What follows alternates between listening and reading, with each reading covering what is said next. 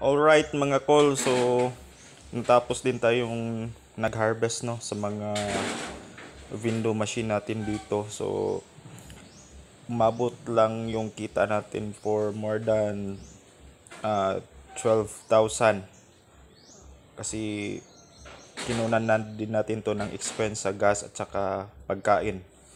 So ito yung kita natin sa I think nasa 7 window.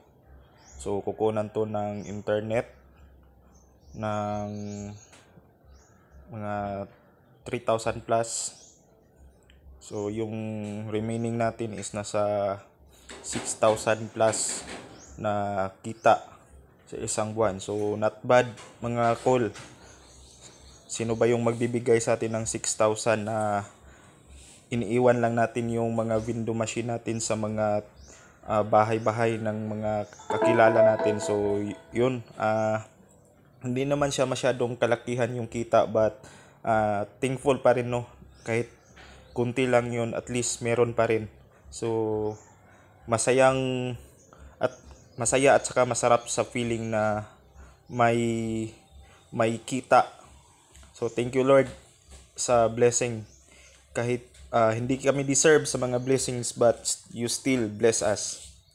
Alright, maraming salamat sa panonood.